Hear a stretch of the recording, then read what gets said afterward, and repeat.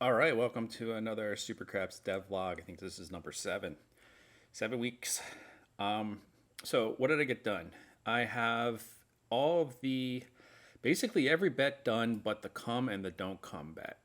I've got it started. I just don't have it finished yet, and I've waited to do these two last because they're the most complicated. Because essentially, what they are is a second pass and don't pass bet that gets made after the point's established. And so you have to have the bet act like a single roll bet before it moves to one of the box numbers. So I have the beginning part done where it'll win on a 7 or 11, but I don't have it moving the chips to the box finish because that's going to take some time and a little bit of magic to make the chips move. And there's some Hollywood stuff that happens in the background where the chips that move get erased and then new chips get put in place of that. And then you can make odds bets on top of your come bets. So it's essentially creating 6 more pass and 6 more don't pass bets. So that's the last piece. But I have the rest of the bets working now. So I've got my field bets working. The payouts are correct. I usually play at a $10 table. You see that it automatically puts it in increments of 6 for the 6 and 8 because it has to be that way when you're a real casino. The other thing I have working here are the totem pole bets. I can start over. So this is the all tall small version in Super Craps. You can't call it all tall small because that's copyrighted, so I can't put it in my game. So I got to call it something else. In this case, it's called the totem bet. You got this is the all pays 100 to 1, and then the high and low pay 50 to 1, and then I have the lay bets are working. So these normally you wouldn't do such a low amount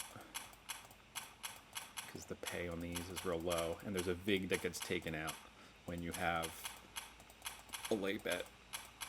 And so I got the vig calculated and working, and then I'm not going to do both, so let's see what happens.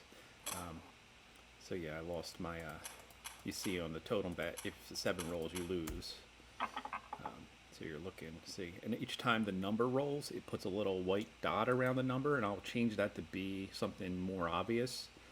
So see how many numbers we can hit here. There is a thing I gotta fix. I gotta fix that when the dice hit the chips and the chips go flying, I gotta make the chips go back to where they were before. That's a bug I gotta work out. Or not. Probably do though. It's pretty important.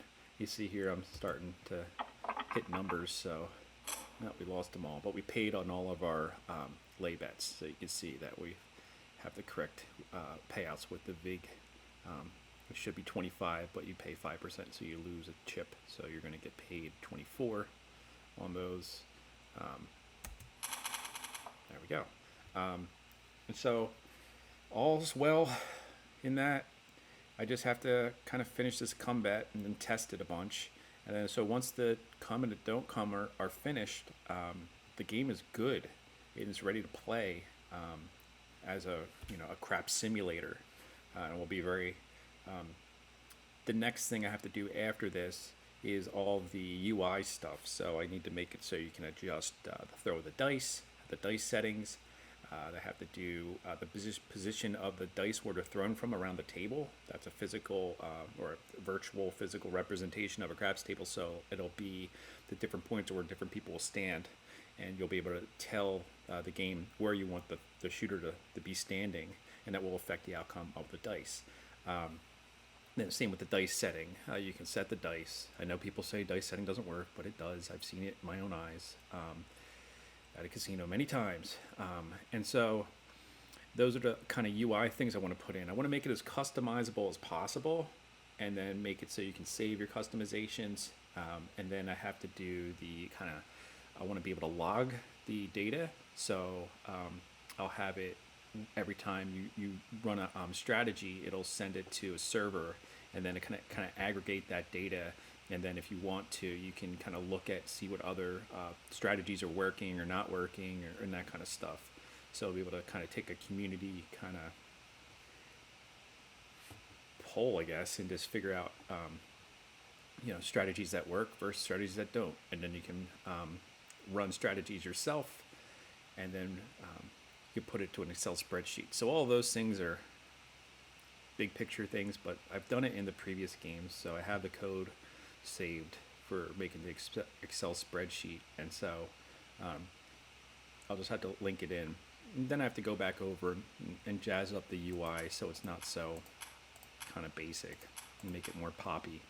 I'd like to act like full motion video behind the craps field so you can have cool like firework effects and other kind of things, and not just a blue table, so you can change the color of the table and that kind of stuff. So that's where I am today.